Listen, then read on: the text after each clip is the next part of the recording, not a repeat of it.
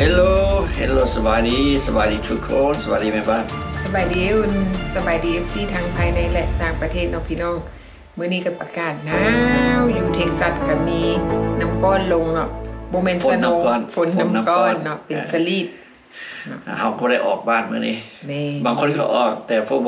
ผู้ย่านเขาบ่ออกแม่เนาะบ่จำเป็นบ่ต้องออกบ้านพี่น้องเพราะว่ามันบ่คุ้มค่าคันถ้าว่าเกิดอุบัติเหตุหรือว่าอุบัติเหตุแม่นเสียเวลาเสียเงินเสียทุกสิ่งทุกอย่างบ่คุ้มค่าพอบ่จำเป็นแท้ๆก็บ่ต้องออกบ้านแม่เนาะพี่น้องเนาะถ้าหากว่าผู้ใดออกบ้านไปลาไปการมื้อนี้เขาคิดว่าบางโรงงานก็สิปิดเนาะโรงงานแม่บ้านก็ปิดเนาะเพราะว่าอากาศบ่ดีเมื่อวานนี้ก็ปิดแต่เว้นกลับบ้านแต่เว้นเพราะว่าฝนตกแล้วอากาศก็เย็นเนื่องจากว่าทางโรงงานก็มีความเป็นห่วงความปลอดภัยของลูกน้องเพิ่นก็สั่งให้เฮ็ดเวียกเครื่องมือให้กลับบ้านก่อนเพื่อจะมาเตรียมพร้อมกับรับมือกับอากาศที่มันหนาวเฮาก็บ่ฮู้ว่าสโนที่มันลงในมื้อนี้เนาะมื้ออื่นตื่นเช้ามามันสิน้อยหลายส่ำใดเพราะว่าอยู่ทั้งลุ่มนี่มันเป็นน้ำก้อนแล้วนี่จนสิเป็น black ice เนาะแถวบ้านเฮานี่บ่มีหอยรถเลยออกจากบ้านแม่นแล้วเนาะเพราะว่าอากาศอยู่เท็กซัสนี่ต่างจากหลายๆรัฐเพราะว่าคันเพิ่นมาแต่ละเทื่อนี่มันมาเป็นน้ำก้อนได้บ่ได้มาเป็นสโนมันแข็งแม่นเป็นน้ำแข็งเดี๋ยวนี้ก็เป็นน้ำแข็งฝนตกน่ะเป็นน้ำแข็งลงมาถนนหนทางก็มืดเนาะพี่น้องเนาะเพื่อความปลอดภัยก็ทุกคนก็ระมัดระวังเนาะถ้าว่าเป็นไปได้ก็บ่ควรออกบ้านเทื่อแม่บ้านนี่ก็คือสิติดอยู่ในเฮือนจนฮอดมื้อวันจันทร์พุ่นแหละวันคารจึงสิได้กลับไปการยังติดตามอากาศไปเรื่อยๆเนาะแม่เนาะแต่ว่าเนาะถึงแม้นอากาศสิหนาวเย็นปานใดความร้อนมันก็มาคงหนาวอีกได้บัดนี้อยู่แถวมินนิโซตาก็หนาวกว่าบ้านอยู่เท็กซัสอีกหนาวปานใดก็ยังบ่สู้ความร้อนอยู่ในใจเนาะพี่น้องเนาะเนื่องจากว่าตำรวจไอซ์ได้ลงกวดล้างอยู่ที่รัฐมินนิโซตาเนาะพี่น้องเนาะถือว่าเป็นการกวดล้างที่ว่าเข้มข้นแล้วก็เข้มงวดเขาเจ้ากวดทุกครัวเรือนก็ว่าได้เนาะตามที่เฮาได้ยินข่าวว่าเขาเจ้าเคาะประตูคันเขาเข้าหมู่บ้านใดเขาเคาะทุกบ้านเลยขึ้นกับว่าเฮาจะไขหรือบ่ไขแต่ถ้าหากว่าเขาสงสัยเขาบ่สนเนาะเขาเข้าไปเลยโดยที่บ่ต้องมีใบแจ้งการเพราะว่าคือเฮาได้ยินข่าวนั่นแหละเนาะทางรัฐบาลกลางอนุญาตให้เขาสามารถปฏิบัติการได้ดังที่เขาต้องการเนาะแต่ว่าเมื่อหลายอาทิตย์ที่ผ่านมาหน่วยงานกวดค้นเข้าเมืองของสหรัฐก็คือเจ้าหน้าที่ไอซ์ได้บุกเข้าจับกุมเนาะคนที่มีคดีให้แฮงก็คือคดีฆาตกรที่ถูกตัดสินลงโทษแล้ว2คนที่มีคำสั่งเนรเทศมาหลายกว่า10ปีและผู้กระทำความผิดทางเพศถูกตัดสินลงโทษแล้วเนาะ2คนนั้นถูกตัดสินลงโทษว่ามีความผิดฐานล่วงละเมิดทางเพศเนาะอิงตามข้อมูลของกระทรวงความมั่นคง DHS เนาะพวกเขาประกอบด้วยมี2คนก็คือยานกัวมั่วเป็นคนลาวเนาะมีประวัติอาชญากรรมก็คือการปล้นทรัพย์ฆาตกรรมเนาะและมั่วเราได้ยอมรับว่าเราเป็นสมาชิกแก๊ง Oriental Law และได้รับคำสั่งเนรเทศขั้นสุดท้ายในปี 2013 คนที่2ชื่อว่าต้าวคนเป็นคนลาวที่กระทำผิดกฎหมายคือกันเนาะมีประวัติอาชญากรรมฆาตกรรมและได้รับคำสั่งเนรเทศขั้นสุดท้ายในปี 2015 นอกจากนั้นก็ยังมีอีก5คนต่อมาเนาะแม่บ้านจะบอกเราอีก5คนว่ามีไผแดเนาะมีเมงกุงย่างเนาะการถูกศาลตัดสินลงโทษก่อนหน้านี้รวมทั้งการเปิดเผยข้อมูลที่บ่เหมาะสมการกระทำความผิดเกี่ยวกับการค้ายาเสพติดเนาะการลักทรัพย์และการฉ้อโกงคนต่อไปสื่อใจว่างถูกตัดสินว่ามีความผิดในการปุ้นจี้ด้วยอาวุธคนต่อไปไซส่งถูกศาลตัดสินลงโทษสำหรับการทำให้ห่างกายอย่างรุนแรงด้วยอาวุธปืนและมีคำสั่งให้ออกจากตำแหน่งสุดท้ายในปี 2001 เนาะถือว่าแม่นศาลตัดสินให้เนรเทศในปี 2001 นั่นเองคนต่อไปก็คือเจียย่างเนาะถูกตัดสินว่ามีความผิดในการแจกยาเสพติดและการลักลอบ การแล้วนอกจากนั้นก็ยังได้ถือเพิกถอนเนาะเพิกถอนกรีนคอร์ดถือว่าบัตรเขียวเนาะถือเพิกถอนบัตรเขียวคนสุดท้ายก็คือยางเปาลี่ถูกตัดสินว่ามีความผิดในการพยายามกระทำผิดการล่วงละเมิดทางเพศกับเด็กและมีความหุนแหงในครอบครัวแล้วก็ได้รับทรัพย์สินที่ถูกลักและขับขี่ในขณะมึนเมาเนาะพี่น้องมีความผิดในการลักทรัพย์นั่นเองเนาะแล้วก็มี DUI ก็คือเมาแล้วครับเนาะอันนี้ก็เป็นบรรดารายชื่อที่ว่าอยู่ที่มินนิโซตาที่ถูกเจ้าหน้าที่จับกุมนั่นเองการกระทำความผิดของบุคคลดังกล่าวนั่นก็เป็นความผิดที่มันเกิดขึ้น20-30 ปีผ่านมาแล้วเนาะเป็นอดีตที่เขาเจ้าเคยกระทำความผิดมาก่อนแต่ว่าปัจจุบันนี้ถึงแม้นว่าเขาจะกลับมาใช้ชีวิตปัจจุบันถึงแม้นว่าเขาจะมาเริ่มต้นชีวิตใหม่มีครอบครัวเนาะแล้วก็มีหน้าที่การงานมีอาชีพที่สามารถตั้งตนตั้งตัวเป็นคนใหม่แล้วแต่ว่าทางสหรัฐอเมริกากฎหมายออกมาใหม่ในปัจจุบันนี้แม่นเขาเจ้ากวดล้างคนที่มีอดีตที่เคยมีคำสั่งถูกตัดสินว่าให้ถูกในประเทศเนาะอันนี้ก็เป็นอีกจำนวนหนึ่งที่เจ้าหน้าที่เพิ่นได้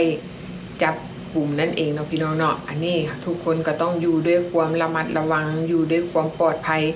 บางคนอาจจะถามว่าอยู่ระมัดระวังแบบใดเนาะเขาก็บ่ฮู้เนาะพี่น้องเนาะอันนี้แม่นเจ้าหน้าที่นี่คันมันเล็งใส่ไผมันก็เอาเนาะยกตัวอย่างว่า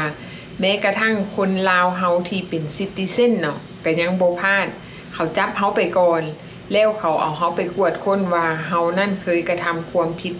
อีหยังมาก่อนบ่เนาะถ้าหากว่าบ่มีประวัติข่าวสะอาดหลังจากนั้นเขาจึงปล่อยตัวกลับบ้านแม้กระทั่งเด็กน้อยเขาก็จับเนาะในสิ่งที่แบบว่ามันบ่ควรที่จับเขาก็จับเพราะว่าหยังเพราะว่าเขาจับเด็กน้อยนั่นไว้เป็นตัวล่อให้พ่อแม่ออกมานั่นเองเพราะว่าเขาบ่ฮู้ว่าสิไปซอกหาพ่อแม่อยู่ไสเขาก็เอาลูกไว้ก่อนจับลูกไปก่อนเดี๋ยวพ่อแม่หักออกมาเองเนาะอันนี้ก็เป็นอีกข่าวหนึ่งที่เขาได้เห็นและอีกภาพหนึ่งเขาก็เห็นบรรดาประชาชนเนาะทุกชนชาติชนเผ่าที่อยู่สหรัฐอเมริกาบ่แม่นแต่ว่าคนเอเชียเฮาเนาะคนลาติโนหรือแม้กระทั่งคนขาวหรือคนสัญชาติอเมริกาเองก็ออกมาประท้วงอยู่ที่รัฐมินนิโซตาเพื่อขอความยุติธรรมขอความเป็นธรรมในการกระทำความรุนแรงดังกล่าวของเจ้าหน้าที่ไอซ์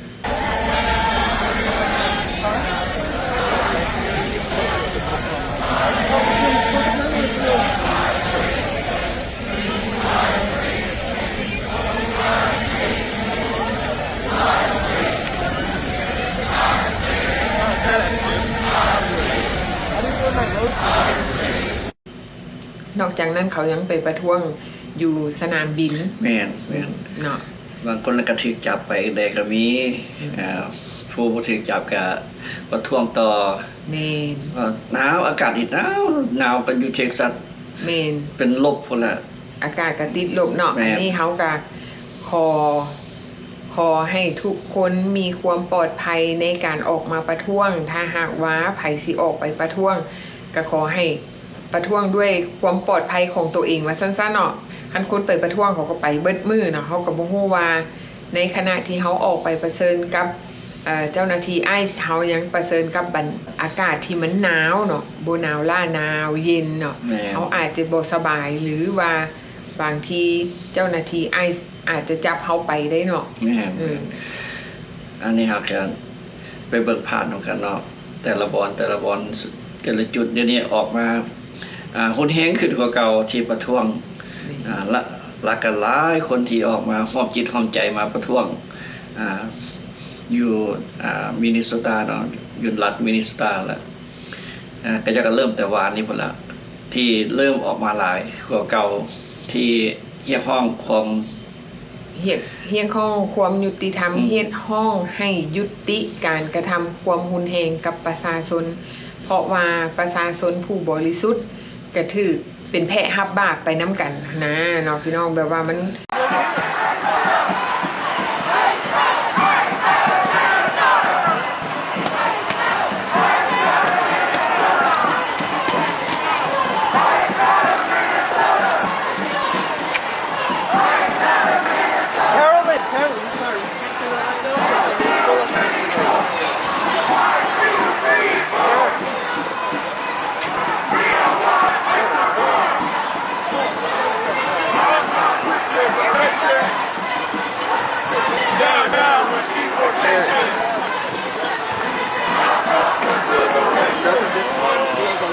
Like they just have to hold it a little more taut.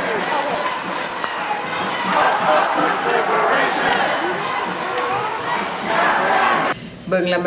มันบ่ยุติธรรมสำหรับผู้บริสุทธิ์ทั้งที่เฮาบ่ได้เฮ็ดหยังผิดก็มาจับเฮาไปมันเฮ็ดให้เฮา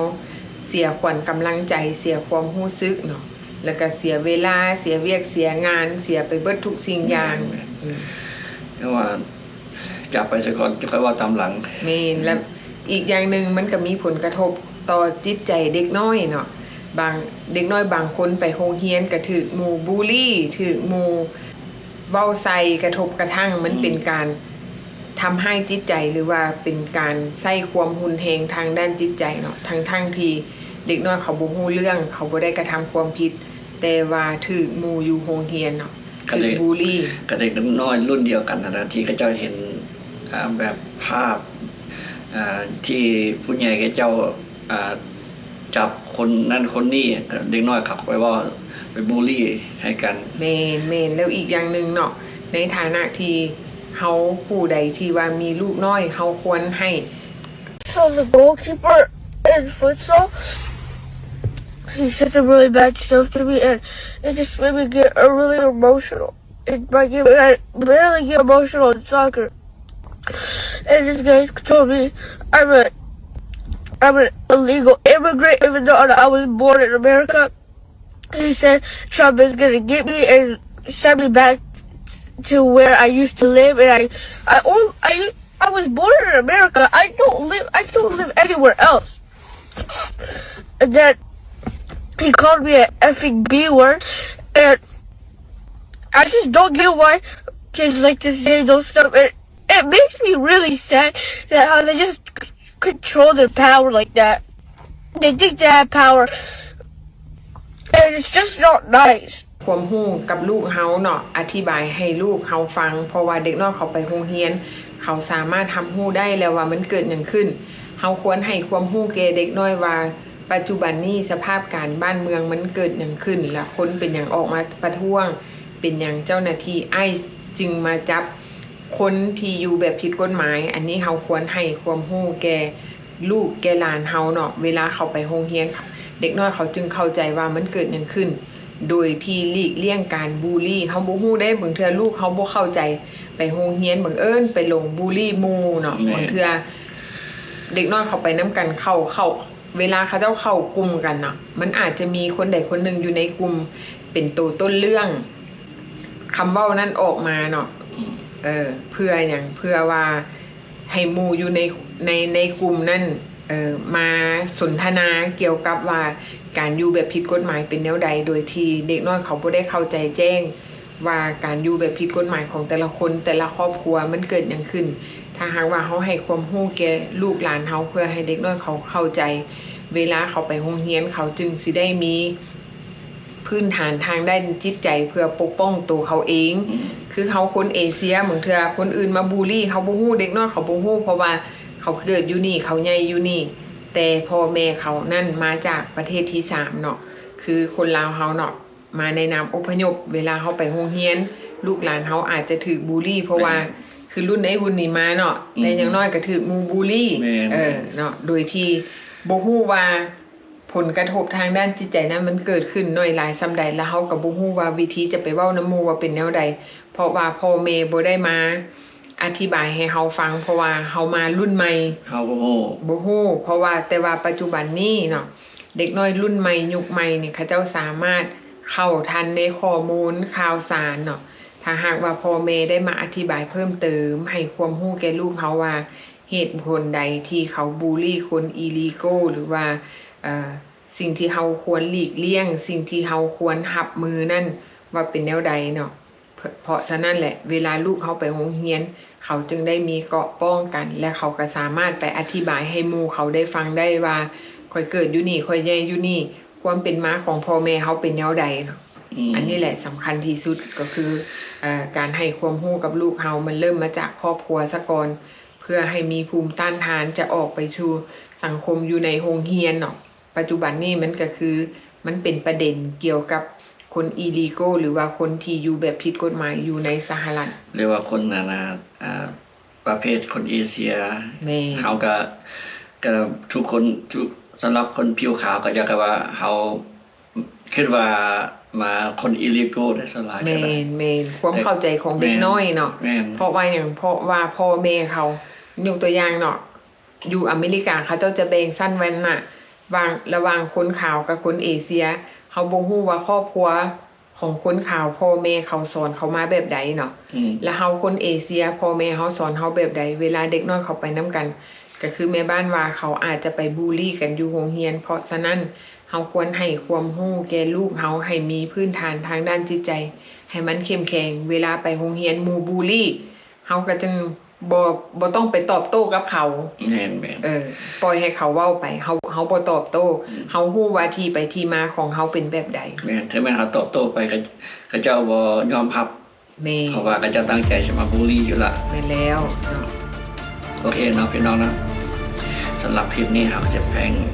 จะเอาไว้เพียงเท่านี้เนาะ แม่นพอกันใหม่คลิปหน้าเนาะพี่น้องเนาะโอเคบ๊ายบาย บ๊ายบาย